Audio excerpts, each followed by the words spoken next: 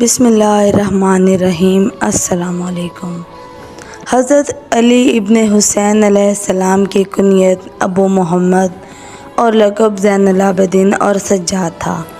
آپ امام علی مقام مولا حسین ابن علی علیہ السلام کے بیٹے تھے۔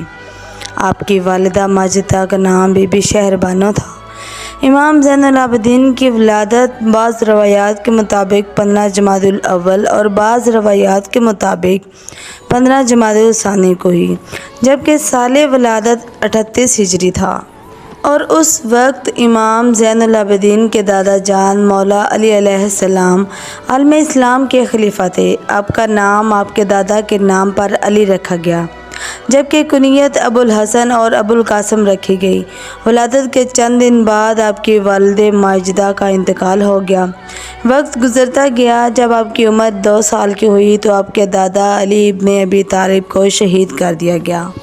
ناظرین کرام، امام زین العابدین کا زہد و تقویٰ مشہور تھا۔ وضو کے وقت آپ کا رنگ زرد ہو جاتا۔ پوچھا گیا تو فرمایا، میرا تصور کامل اپنے خالق و معبود کی طرف ہوتا ہے اور اس کے جلال اور رعب سے میری یہ حالت ہوتی ہے۔ نماز کی حالت یہ تھی کہ پاؤں کھڑے رہنے سے سوج جاتے اور رات بھر جاگنے کی وجہ سے رنگ زرد ہو جاتا۔ نماز کے وقت آپ کا جسم لرز رہا ہوتا۔ سجدوں کی کثرت کی وجہ سے آپ کا نام سید الساجدین اور سجاد پڑ گیا تھا۔ ناظرین کرام، علامہ ابن حجر مکی نے لکھا کہ ایک دفعہ کسی شخص نے آپ کے سامنے آپ کی برائی کی مگر آپ خاموش رہے، تو اس شخص نے کہا کہ اے علی ابن حسین امام زین العابدین، میں آپ سے مخاطب ہوں۔ تو آپ علیہ السلام نے فرمایا، رسول اللہ صلی اللہ علیہ وآلہ وسلم نے فرمایا کہ جاہلوں کی بات میں پرواہ نہ کرو، تو میں اس بات پر عمل کر رہا ہوں۔ ایک شامی نے حضرت علی علیہ السلام کے بارے میں آپ کے سامنے غلط باتیں کی تو آپ نے فرمایا، اے شخص، تو مسافر معلوم ہوتا ہے، اگر کوئی حاجت ہے تو بتاؤ۔ اس پر وہ شخص سخت شرمندہ ہو کر چلا گیا۔ ناظرین کرام، امام زین العابدین ابن حسین علیہ السلام کی شادی سن 57 ہجری میں آپ کے چچا حضرت حسن ابن علی کی بیٹی حضرت فاطمہ سلام اللہ علیہا سے ہوئی۔ آپ کی تمام اولاد میں سے آپ کے بیٹے حضرت امام محمد باقر علیہ السلام اور حضرت زید شہید مشہور ہیں۔ واقعہ کربلا 10 محرم سن 61 ہجری کو پیش آیا۔ 28 رجب سن 60 ہجری کو آپ اپنے والد امام علی مقام امام حسین علیہ السلام کے ہمراہ مدینہ سے مکہ تشریف لائے، اور 8 ذوالحج 60 ہجری کو جب امام حسین علیہ السلام کو عمرہ چھوڑ کر عازم سوئے کربلا روانہ ہوئے، اس قافلے میں امام سجاد علیہ السلام بھی شامل تھے۔ امام زین العابدین علیہ السلام نے 61 ہجری میں عاشور کے دن امامت کی عظیم ذمہ داریاں اپنے کاندھوں پر سنبھال لیں۔ 10 محرم کے دن یزیدی فوج نے اہل بیت اطہار کے تمام خیموں کو آگ لگا دی اور تمام خواتین کو امام وقت کے حکم سے خیموں سے باہر آنا پڑا تاکہ سب اپنے آپ کو بچا سکیں۔ اس کے بعد تو ظلم کی انتہا ہو گئی۔ 11 محرم کو آپ کے اہل حرم کو بے پلانے اونٹوں پر سوار کیا گیا اور امام سجاد علیہ السلام کے گلے میں لوہے کا توق، ہاتھوں میں کڑیاں اور پیروں میں بیڑیاں ڈال کر انہیں کوفہ اور بعد میں دمشق روانہ کر دیا گیا۔ تمام شہداء بشمول امام علی مقام امام حسین علیہ السلام کے سر نیزوں پر ساتھ سوار کیے گئے۔ خاندان رسالت کا یہ قافلہ 16 ربیع الاول سن 61 ہجری کو دمشق پہنچا۔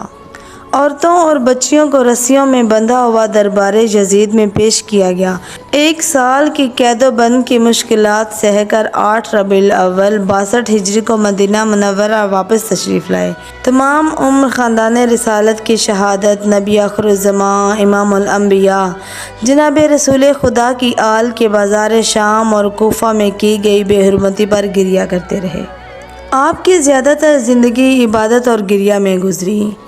آپ کے تمام ارشادات جو آپ کے دہن مبارک سے جاری ہوئے، وہ اعمال جو آپ نے انجام دیے، وہ دعائیں جو آپ کے دہن مبارک تک آئیں، وہ مناجات اور راز و نیاز کی باتیں آج صحیفہ سجادیہ کاملہ کی شکل میں موجود ہیں۔ جب امام زین العابدین سے پوچھا جاتا کہ آپ کو کہاں زیادہ تکلیف کا سامنا کرنا پڑا تو آپ آہ بھرتے اور فرماتے، الشام الشام الشام۔ امام زین العابدین علیہ السلام کو اس بات کا سب سے زیادہ قلق تھا کہ نبی زادیوں کو سر بازار سربراہ فاسق و فاجر یزید ابن معاویہ ملعون کے دربار میں کھڑا ہونا پڑا تھا۔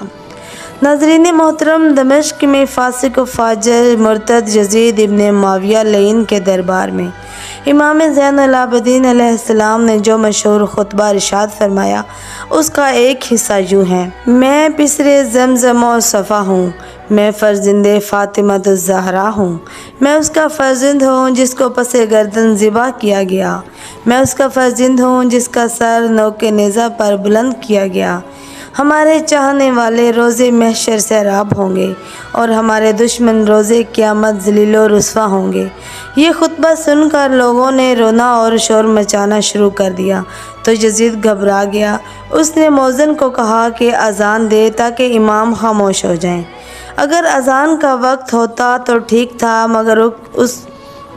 مگر اس وقت نہ تو اذان کا وقت تھا نہ نماز کا۔ لیکن پھر بھی یزید کے حکم پر اذان شروع ہوئی تو حضرت علی ابن حسین امام زین العابدین خاموش ہو گئے۔ جب مؤذن نے حضور تاجدار ختم نبوت امام الانبیاء جناب محمد مصطفیٰ صلی اللہ علیہ وآلہ وسلم کی رسالت کی گواہی دی تو حضرت علی ابن حسین امام سجاد امام زین العابدین رو پڑے اور کہا کہ اے یزید، تو بتا کہ محمد صلی اللہ علیہ وآلہ وسلم تیرے نانا ہیں یا میرے؟ یزید نے کہا کہ آپ کے۔ تو حضرت علی ابن حسین امام زین العابدین علیہ السلام نے فرمایا، پھر تو نے ان کی اہل بیت کو شہید کیوں کیا؟ ان پہ اتنا ظلم و ستم کیوں کیا؟ یہ سن کر یزید کہتا ہوا چلا گیا کہ مجھے نماز سے کوئی واسطہ نہیں۔ اسی طرح آپ کا ایک اور خطبہ بھی مشہور ہے، یہ آپ نے مدینہ واپس آنے کے بعد دیا۔ آپ 8 ربیع الاول 62 ہجری کو مدینہ واپس پہنچے اور روضہ رسول پر پہنچے تو قبر اطہر پر گال رکھ کر چند اشعار پڑھ کر فریاد پیش کی، جن کا ترجمہ کچھ یوں ہے: میں آپ سے فریاد کرتا ہوں اے نانا، اے تمام رسولوں میں سب سے بہتر، آپ کا محبوب حسین شہید کر دیا گیا اور آپ کی نسل تباہ و برباد کر دی گئی۔ اے نانا، میں رنج و غم کا مارا ہوا ہوں، آپ سے فریاد کرتا ہوں کہ مجھے قید کیا گیا اور میرا کوئی حامی اور مدد کرنے والا نہ تھا۔ اے نانا، ہم سب کو اس طرح قید کیا گیا جس طرح لاوارث کنیزوں کو قید کیا جاتا ہے۔ اے نانا، ہم سب پر اتنے مصائب ڈھائے گئے جن کو انگلیوں پر گنا نہیں جا سکتا۔ ناظرین محترم، وقت گزرتا گیا۔ عبد الملک بن مروان نے حجاج بن یوسف کا حکم دیا کہ حضرت علی ابن حسین یعنی امام زین العابدین علیہ السلام کو گرفتار کر کے شام پہنچا دیا جائے۔ اس نے امام کو زنجیروں میں باندھ کر مدینہ سے باہر ایک خیمہ میں رکھوا دیا۔ علامہ ابن حجر مکی کے مطابق عبد الملک بن مروان کو کچھ لوگوں نے سمجھایا کہ حضرت علی ابن حسین کو خلافت سے کوئی غرض نہیں، اس لیے انہیں کچھ نہ کہا جائے۔ عبد الملک بن مروان نے حجاج کو پیغام دیا کہ بنی ہاشم کو ستانے اور ان کا خون بہانے سے پرہیز اور اجتناب کرو، کیونکہ بنی امیہ کے اکثر بادشاہ انہیں ستا کر تباہ و برباد ہو گئے۔ اس کے بعد انہیں حجاج نے چھوڑ دیا اور عبد الملک بن مروان کی زندگی میں زیادہ تنگ نہ کیا۔ جب حجاج نے کعبہ کو تباہ کیا اور کعبہ کی دوبارہ تعمیر کی گئی تو حجر اسود کو نصب کرنے کا مسئلہ ہوا، کیونکہ جو کوئی بھی اسے نصب کرنا چاہتا تو حجر اسود متزلزل اور مضطرب رہتا اور اپنے مقام پر نہ ٹھہرتا۔ بالآخر حضرت علی ابن حسین امام زین العابدین علیہ السلام نے اسے بسم اللہ پڑھ کر نصب کیا تو وہ بخوبی نصب ہو گیا۔ اگرچہ آپ گوشہ نشین تھے اور خلافت کی خواہش نہ تھی، مگر حکمرانوں کو ان کے روحانی اقتدار سے بھی خطرہ لاحق تھا اور خوف تھا کہ کہیں وہ خروج نہ کریں۔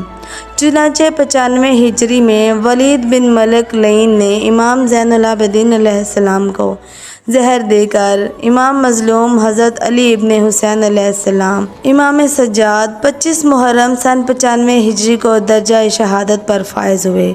آپ کی تجہیز و تکفین آپ کے فرزند اور امام حضرت امام محمد باقر علیہ السلام نے کی آپ کی تدفین جنت البقیع میں امام حسن ابن علی علیہ السلام کے پہلو میں کی گئی۔